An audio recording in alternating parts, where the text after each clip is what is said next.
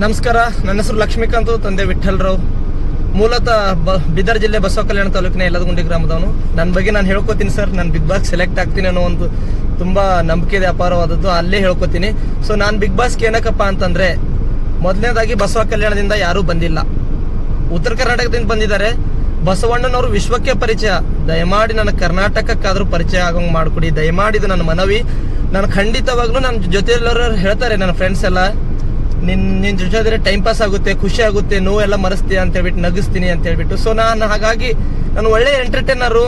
ನನ್ನ ಜೊತೆ ಇರೋ ಪ್ರತಿಸ್ಪರ್ಧಿಗಳಿಗೂ ಹಾಗೂ ವೀಕ್ಷಕರಿಗೂ ಒಳ್ಳೆ ಎಂಟರ್ಟೈನ್ಮೆಂಟ್ ಆಗಿರ್ತೀನಿ.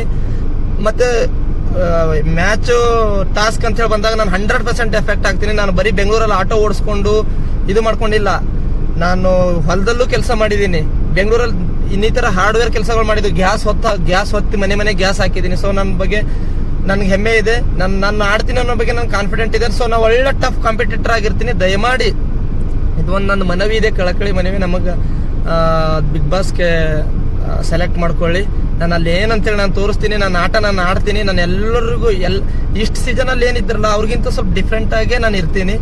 ಸೊ ಅವ್ರ ಜೊತೆ ಮಾತಾಡ್ಕೊಂಡು ಹೆಂಗಿರೋದು ಹಂಗೆ ಅಂತ ಹೇಳ್ಬಿಟ್ಟು. ಸೊ ದಯಮಾಡಿ ನನ್ನ ಬಿಗ್ ಬಾಸ್ ತಗೊಳ್ಳಿ. ಒಳ್ಳೆ ಎಂಟರ್ಟೈನರು ಜೊತೆಗೆ ಒಳ್ಳೆ ಕಾಂಪಿಟೇಟರ್ ಆಗಿ ನಾನು ಖಂಡಿತವಾಗ್ಲೂ ಇರ್ತೀನಿ, ಯಾವುದೇ ಮೋಸ ಇಲ್ಲ. ಹಾಗಾಗಿ ಈ ಬೆಂಗಳೂರದು ಸಾಫ್ಟ್ವೇರ್ ಜೊತೆ ಈ ಹಾರ್ಡ್ವೇರ್ ಹೆಂಗಂತ ಹೇಳಿ ಸ್ವಲ್ಪ ಕಾಂಬಿನೇಷನ್ ನೋಡೋಕ್ಕೆ ಒಂದು ಮಜಾ ಇರುತ್ತೆ. ಸೊ ಬಿಗ್ ಬಾಸ್ ಅಲ್ಲಿ ಒಳ್ಳೆ ಎಂಟರ್ಟೈನ್ಮೆಂಟ್ ಕೊಡೋಕ್ಕಂತೂ ನಾನು ರೆಡಿ ಇದ್ದೀನಿ. ಸೊ ದಯಮಾಡಿ ತಗೊಳ್ಳಿ. ಇನ್ನೊಂದು, ಬಿಗ್ ಬಾಸ್ ಇಂದ ನನಗೇನಂದ್ರೆ ಎಲ್ರಿಗೂ ಉಪಯೋಗನೇ. ಬಿಗ್ ಬಾಸ್ ಇಂದ, ಬಿಗ್ ಬಾಸ್ ಅಂತ ವೇದಿಕೆಗೆ ಬರೋದೇ ನಮ್ಮ ಪುಣ್ಯ. ಸೊ ಬಿಗ್ ಬಾಸ್ ವೇದಿಕೆಯಿಂದ ಹಲವಾರು ಜನ ಬಂದಿದ್ದಾರೆ, ಆಕ್ಟರ್ ಆಗಿದ್ದಾರೆ, ಆಂಕರ್ ಆಗಿದ್ದಾರೆ, ಇನ್ನಿತರ ಸೋಷಿಯಲ್ ಮೀಡಿಯಾದಲ್ಲಿ ಫೇಮಸ್ ಆಗಿದ್ದಾರೆ.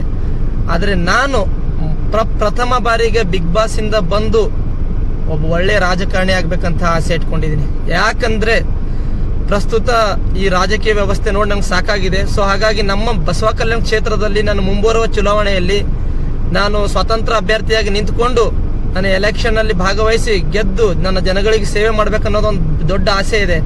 ಅದಕ್ಕೆ ನನ್ನ ಹತ್ರ ದುಡ್ಡಿಲ್ಲ ನಾನು ಪ್ರಚಾರ ಮಾಡೋಕ್ಕೆ. ಸೊ ನನಗೆ ಪ್ರಚಾರ ಅದು ಓಟ್ ಇಂದಾನೇ ಆಯ್ಕೆ ಆಗೋದು, ಇದು ಕೂಡ ಓಟ್ ಇಂದಾನೇ ಆಯ್ಕೆ ಆಗೋದು. ಬಿಗ್ ಬಾಸ್ ಒಂದು ಓಟ್ ಮುಖಾಂತರನೇ ಬರೋದು. ಸೊ ದಯಮಾಡಿ ನನ್ನ ಜನಗಳಿಗೆ ನಾನು ಸೇವೆ ಮಾಡಿ, ನಾನು ಬಿಗ್ ಬಾಸ್ ಗೆದ್ದ ಹಣದಿಂದ ಅದು ಮಾಡ್ತೀನಿ ಇದು ಮಾಡ್ತೀನಿ ಅವೆಲ್ಲ ಹೇಳಲ್ಲ ಸರ್. ನನಗೆ ಒಂದು ಅವಕಾಶ ಮಾಡಿಕೊಟ್ರೆ ಮನೆಗೂ ಮನಸ್ಸಿಗೂ ಯಾವ್ದಾದ್ರು ತಲುಪುವಂತ ಶೋ ಇದ್ರೆ ಅದು ಬಿಗ್ ಬಾಸ್ ಮಾತ್ರ. ಸೊ ಹಾಗಾಗಿ ನನಗೆ ನನ್ನ ಜನಗಳ ಮನಸ್ಸಲ್ಲಿ ಹೋಗಿ ಬೇರೂರಕ್ಕೆ ನನಗೆ ಇದೊಂದು ವೇದಿಕೆ, ದೊಡ್ಡ ವೇದಿಕೆ, ದೊಡ್ಡ ಒಂದು ಮೊದಲನೇ ಹೆಜ್ಜೆ ಆಗುತ್ತೆ. ಬಿಗ್ ಬಾಸ್ ಇಂದ ಎಲ್ಲರೂ ಏನೇನೋ ಆಗಿದ್ದಾರೆ, ಬಟ್ ಒಬ್ಬ ಒಳ್ಳೆ ರಾಜಕಾರಣಿ ಆಗಿಲ್ಲ. ಸೊ ಪ್ರಥಮ ಬಾರಿಗೆ ನನಗೆ ರಾಜಕಾರಣಿಯಾಗಿ ಮಾಡೋಕ್ಕೆ ಈ ಒಂದು ವೇದಿಕೆ ನನಗೆ ಅವಕಾಶ ಮಾಡಿಕೊಡ್ಲಿ ಅಂತ ಕೇಳ್ಕೊತೀನಿ. ದಯಮಾಡಿ ನನ್ನನ್ನು ಪ್ಲೀಸ್